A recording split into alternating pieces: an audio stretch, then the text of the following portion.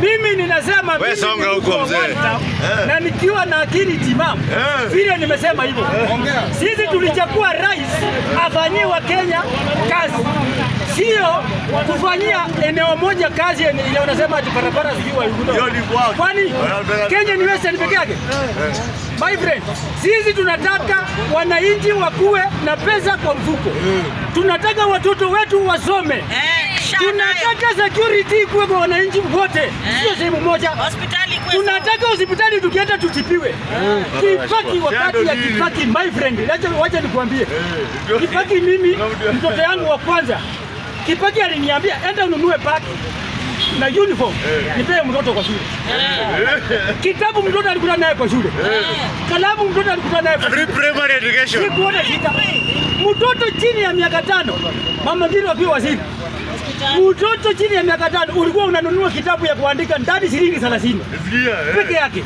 Sasa natuambia sijui sia yenyewe nini. Imeisha. Haya, wakati sasa unaleta sia kulazimisha. NHIF ilikuwa wakati. Hakuna siku mtu alikosa kutipiwa ati huko hauna NHIF. Sasa mnatupeleka wapi? Hiyo ni uongozi gani? Mama amekuwa na kitu inaitwa linda mama. Bora kwenda hiyo karatasi. Mama anaenda anazaa. Sasa sare. Kuambia yote chapa mtu nyumba alafu upite. Ati serikali kusaidia. Kwani Kibaki alikuwa mchika hakujua? Hata Raila hata Uhuru alikuwa mchika hakujua. Bibi yake. Kuna kitu inaitwa linda mama hata. Kuna karatasi nyingine ilikuwa inaitwa A2 number. Mtoto akiwa shuleni akigonjeka akiwa mgonjwa anachukuliwa huko tu direct. Sasa hii wapi wanauliza mtoto sasa? Tuzi watoto wamekufia kwa shule. Kwani wewe ni nini? Hiyo ndio uongozi tulikupea. Brand mimi ni one term.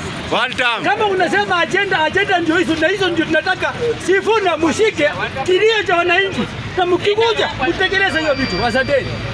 Agenda yetu ni one term.